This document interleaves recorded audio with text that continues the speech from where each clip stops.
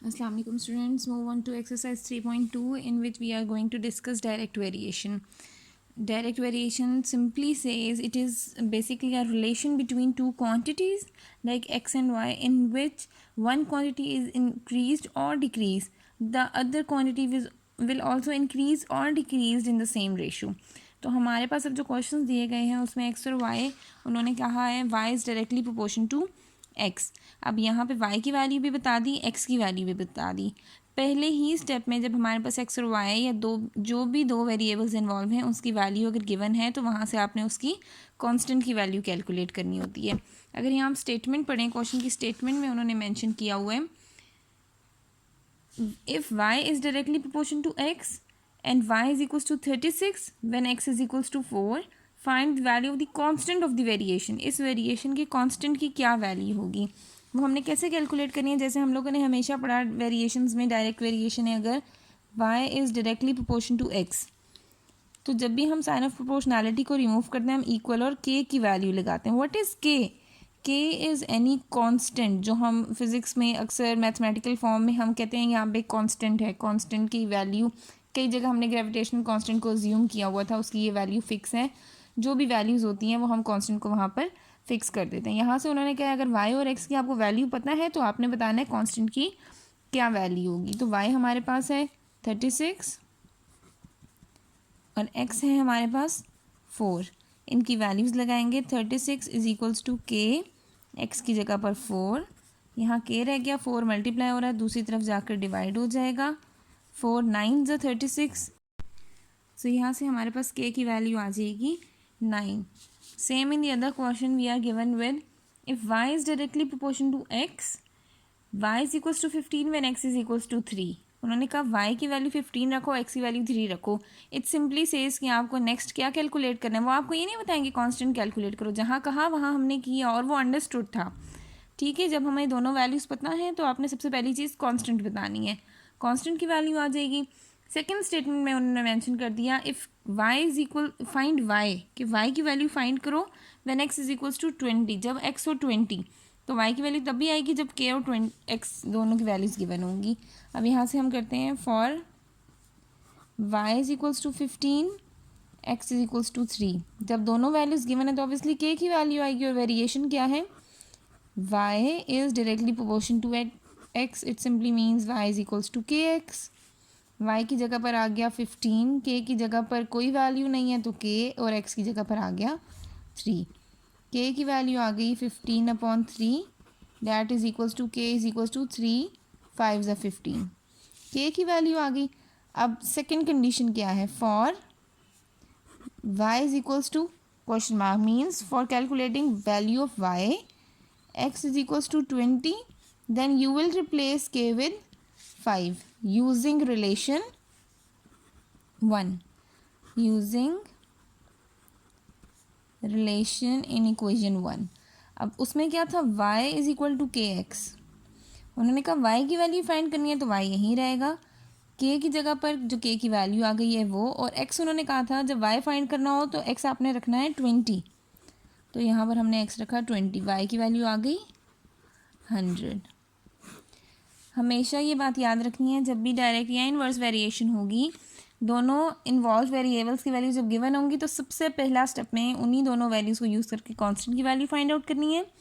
और दूसरी जो स्टेटमेंट है, जिस भी वेरिएबल को कैलकुलेट करना है उसके लिए आपने कांस्टेंट और गिवन वेरिएबल को यूज़ करके दूसरे वेरिएबल की वैल्यू कैलकुलेट कर लेनी होती है।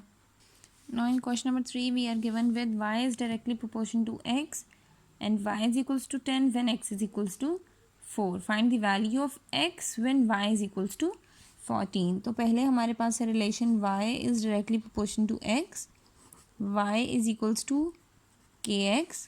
अब यहाँ पे y है हमारे पास 10 और x है हमारे पास 4। For y is equals to 10, x is equals to 4, 10 is equals to k into 4। 4 multiply हो रहा है, दूसरी तरफ जाकर डिवाइड हो गया, 2 5 ज़ा 10, 2 2 ज़ा 4, के की वैल्यू आ गई हमारे पास 5/2। अब यहाँ से हमारे पास जो सेकंड केस है उसमें आपको क्या करना है, calculate x। Now x is equals to question mark के x को कैलकुलेट करना है when y is equals to 14 और अब k की भी वैल्यू यूटिलाइज करें, डैट इज़ 5/2 यूजिंग रिलेशन। कौन सा रिलेशन हम यूज़ कर रहे हैं? y is equals to kx। y की जगह पर 14, k की जगह पर 5/2, x हमें नहीं पता था तो x को हम ऐसे लिख देंगे। 2 मल्टीप्लाई हो रहा है, दूसरी तरफ जाकर डिवाइड हो रहा था, यहाँ जाके मल्टीप्लाई किया। 5 मल्टीप्लाई हो रहा था, यहाँ कर डिवाइड हो गया। 14 into 2 28 divided by 5 is equals to x। ये हमारे पास x की वैल्यू आ गई 28/5। Okay students, now coming towards the question number 4, we are given with y is directly proportional to x square, यानी कि x square के साथ वो directly relate कर रहे हैं। when y is equals to 28 and x is equals to 2, आपको k की वैल्यू बतानी है जब y 28 हो और x हमारे पास 2 हो। अब यहाँ पे आप k की वैल्यू कैसे बता सकते हैं?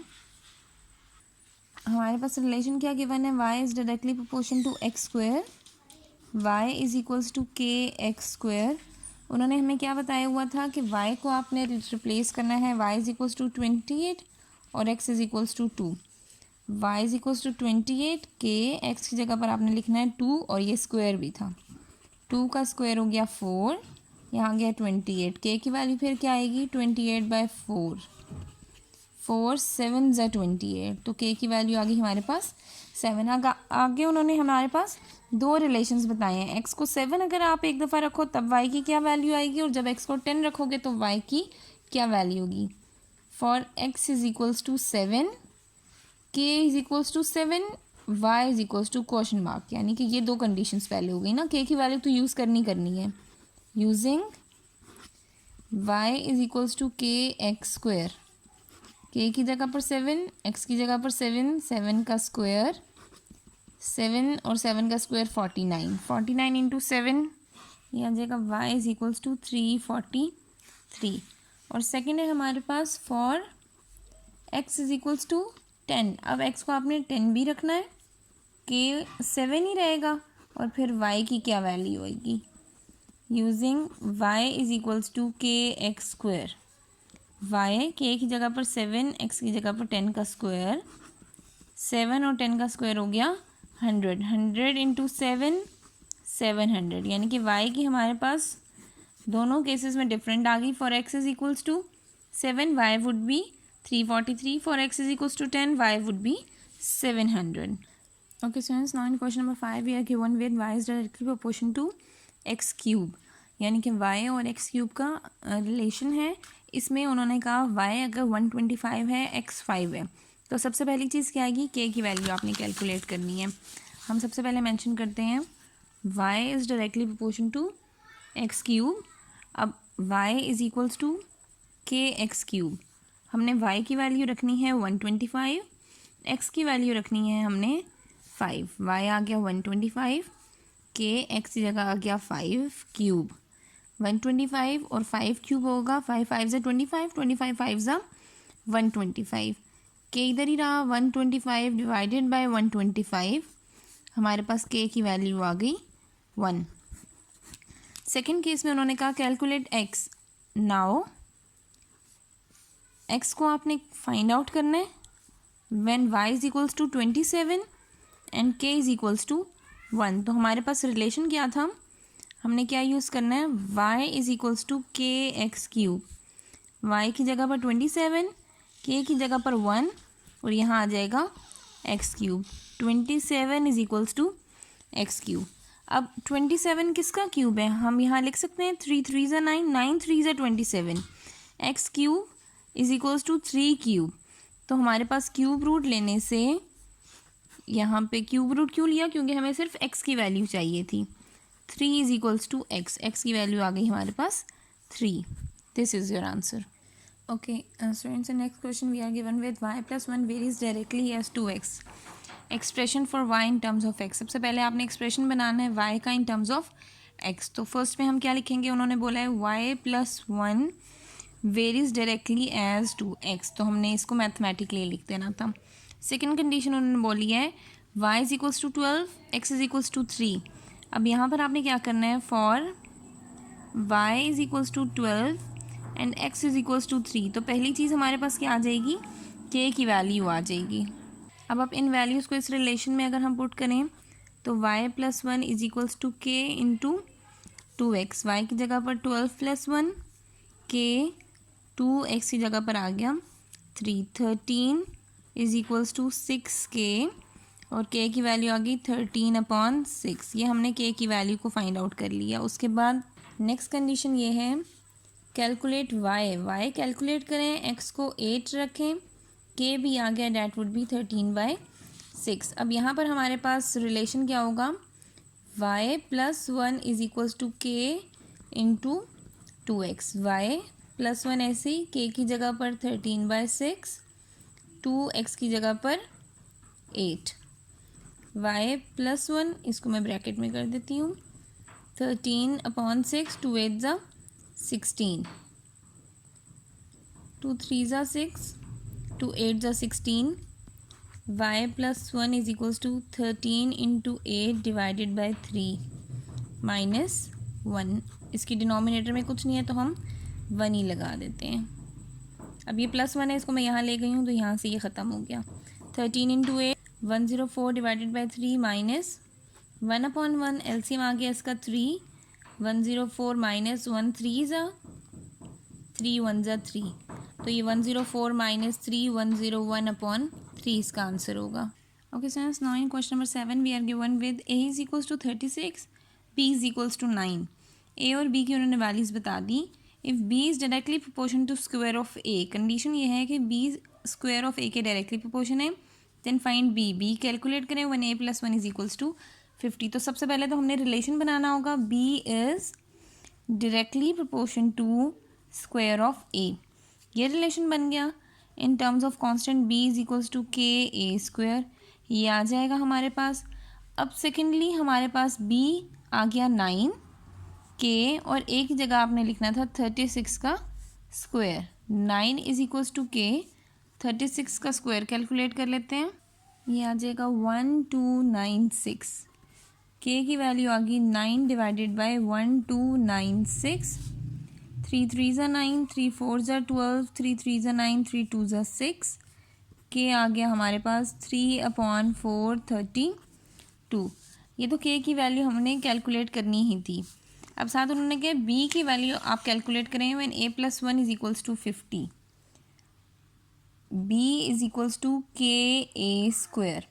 ठीक है, अब यहाँ पर a की वैल्यू हमें पता होनी चाहिए, तो +1 है, हम इधर से ही a की वैल्यू कर देते हैं। +1 इधर जाकर हो गया 50 - 1 डैट इज़ 49। अब इस रिलेशन के लिए हमें क्या कुछ गिवन है, b कैलकुलेट करने के लिए k की वैल्यू है 3/432 और a की वैल्यू है हमारे पास 49। अब इन वैल्यूज़ को हम इस रिलेशन में लगाएंगे और b की वैल्यू कैलकुलेट करेंगे। Now b is equals to k(a²), b is equals to 3/432 and 49 square. 49 का स्क्वायर बनेगा 3/432 4901। एक b की वैल्यू आ गई हमारे पास ये। और सेकंड केस है हमारे पास फाइंड a, कि अब आपने a की वैल्यू फाइंड करनी है when b is equals to 81। तो रिलेशन क्या है हमारे पास, b is equals to k(a²), b की जगह पर आ गया 81, k की जगह पर हमारे पास आएगा 3/432 एंड a²। अब a² इधर ही रहेगा, 81 multiplies with 432 divided by 3 is equals to a²। अब यहाँ पे 3 1 ज़ा 3, 3 2 ज़ा 6, 3 7 ज़ा 21, 27 into 432 is equals to a²। इनको हमने मल्टीप्लाई किया तो हमारे पास आ गया 11664 इज इक्वल्स टू a²। अब यहाँ पे a का स्क्वायर नहीं चाहिए था, हमने इसको अंडर रूट लिया और यहाँ भी अंडर रूट लिया। हमारे पास a की वैल्यू आ गई 2916। हमें a की वैल्यू ही कैलकुलेट करनी थी। Now we have question number 8 in which we are given with if y is directly y² is directly proportion to x। y और x की दो वैल्यूज़ बता दी गई हैं। y बताएं when x is equals to 9। यहाँ पे हम मेंशन करते हैं y² is directly proportion to x, उसके बाद लिख देते हैं y² is equals to kx²। अब यहाँ पर हमारे पास जो चीज़ें गिवन है, y is equals to 25, x is equals to 5, इनको हम रिप्लेस करते हैं। 25 का स्क्वायर इज इक्वल्स टू के और 5 का स्क्वायर, सॉरी यहाँ पे स्क्वायर नहीं है, जस्ट 5 है। 25 का square 625 divided by 5 is equals to k. इसकी अब जब हम कटिंग करेंगे, 5 1 ज़ा 5, 5 1 ज़ा 5, 5 2 ज़ा 10, 5 5 ज़ा 25, तो के की वैल्यू आ गई हमारे पास 125। सेकेंड कंडीशन में क्या कहा था, find the value of Y, Y calculate करें when X is equals to 9, X को 9 रखना है और के तो ऑलरेडी हम कैलकुलेट कर चुके हैं, दैट कम्स आउट 125। अब हम क्या यूज़ करेंगे, using y square is equals to के एक्स। वाई स्क्वायर ऐसे ही रहेगा क्योंकि वाई की वैल्यू कैलकुलेट करनी है, के की जगह पर आ गया 125 और एक्स की जगह पर आ गया 9, वाई स्क्वायर और इनको मल्टीप्लाई करेंगे, ये हमारे पास बन जाएगा 1125। अब इस पर हमने अंडर रूट भी लेना है क्योंकि हमें सिंपल वाई की वैल्यू चाहिए थी, not y square. Y is equals to 1125 का हम एलसीएम ले लेते हैं। 5 2 ज़ा 10, 5 2 ज़ा 10, 5 5 ज़ा 25, 5 4 ज़ा 20, 5 5 ज़ा 25, 5 9 ज़ा 45, 3 3 ज़ा 9, 3 1 ज़ा 3। अब यहाँ पर हमारे पास जो पेयर बन गए उनको हम अलग कर देते हैं। 5 का एक पेयर है और एक 3 का, तो 5 3 ज़ा 15, यानी कि ये हमारे पास आ गया बाहर, और जिसका पेयर नहीं बना था वो अंडर रूट के अंदर ही रहा, तो 15/5 हमारे पास इसका आंसर हो जाएगा। क्वेश्चन नंबर 9 की स्टेटमेंट में मेंशन है, in a river speed of the water on surface, speed on the water on surface उन्होंने v बता दिया था, is directly proportion to square of height from bottom, square of height from bottom, इसको मैंने लिख दिया K H square. If v is equals to 100, h is equals to 10, अब है हमारे पास v is equals to 100 metre per second और h है हमारे पास 10 मीटर्स। तो पहले हमने यहाँ से k की वैल्यू बता दी, 100 k और 10 का square, 100 is equals to k into 100, 100/100 is equals to k, 1 is equals to k, k की वैल्यू आ गई हमारे पास 1। फाइंड स्पीड ऑफ वाटर, अब आपको अगली कंडीशन में क्या करना है, स्पीड ऑफ वाटर कैलकुलेट करनी है at the height of 12 meter, height है हमारे पास 12 मीटर और के है हमारे पास 1, तो हम कौन सा रिलेशन यूज़ करेंगे, जो अभी हमने कैलकुलेट किया, v इज इक्वल्स टू के एच स्क्वायर। v कैलकुलेट करना है, k की जगह पर 1, h की जगह पर 12 का square, v is equals to 12 का स्क्वायर 144 मीटर्स पर सेकेंड।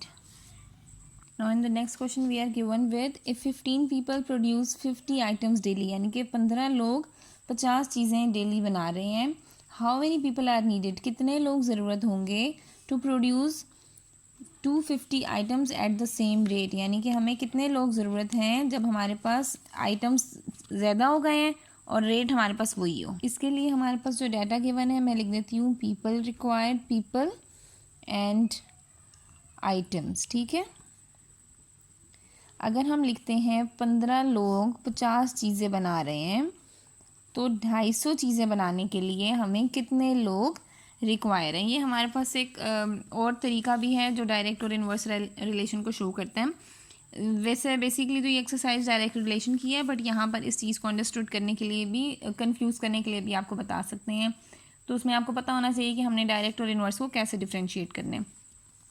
आपके पास एक ये चीज़ गिवन थी पीपल और एक ये चीज़ गिवन थी आइटम्स।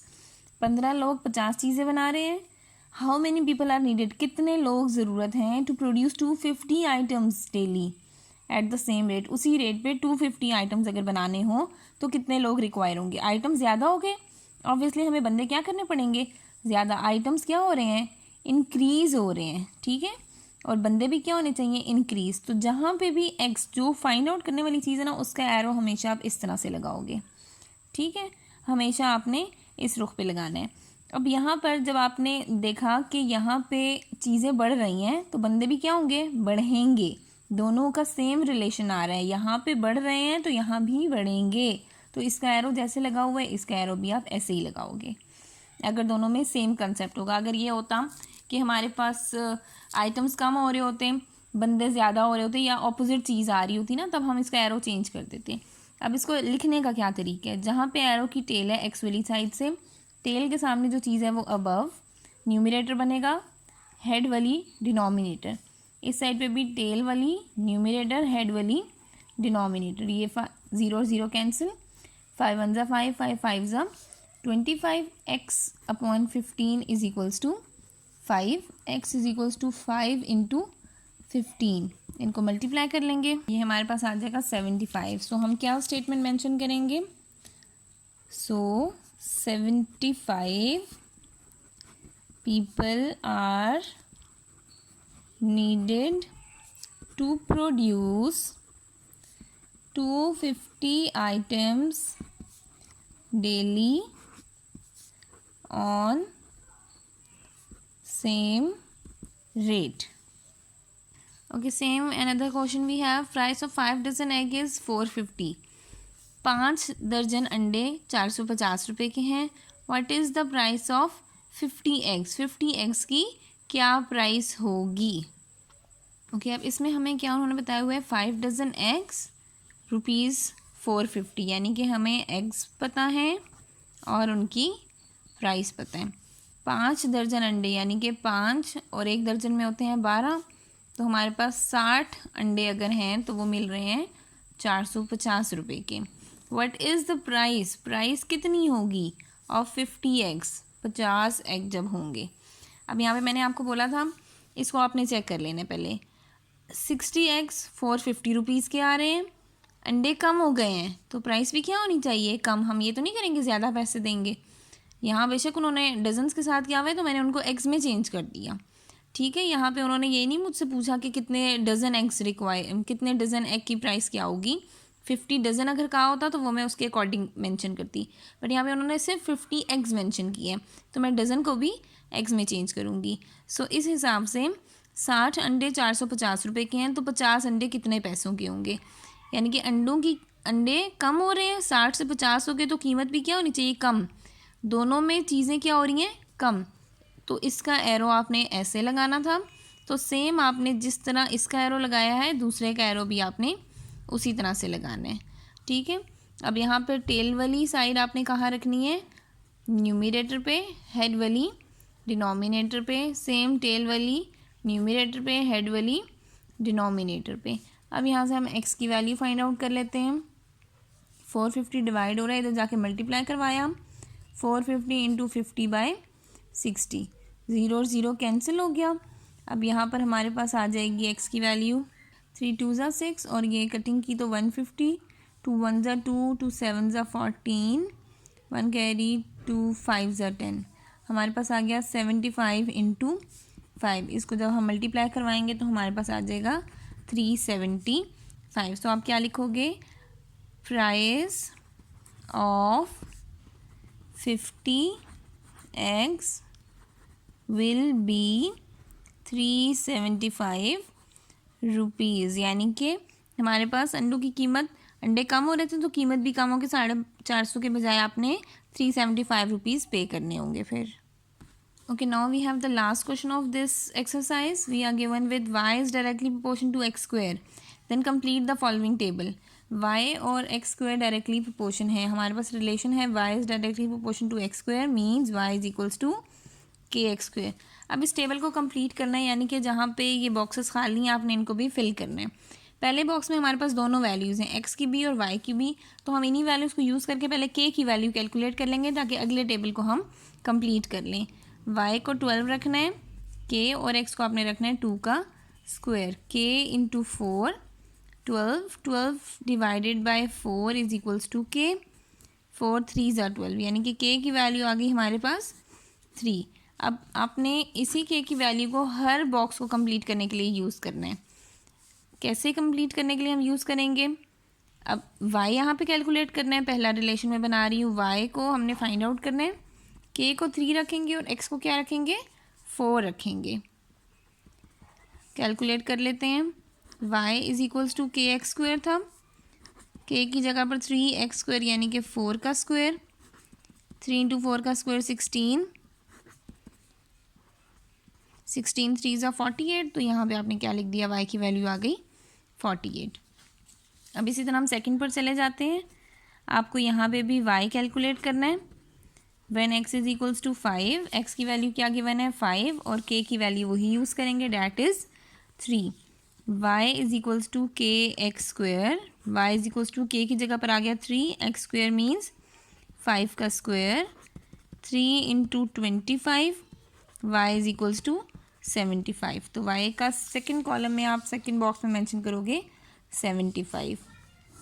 इसी तरह से हमारे पास नेक्स्ट केस है थर्ड, जिसमें उन्होंने कहा हुआ है आपने अब x को कैलकुलेट करना है, तो हम x के आगे क्वेश्चन मार्क लगाएंगे। For y is equals to 108 and k is equals to 3। Relation है हमारे पास y इज इक्वल्स टू के एक्स स्क्वेयर, y की जगह पर 108, k की जगह पर 3 और x आपको भी नहीं पता।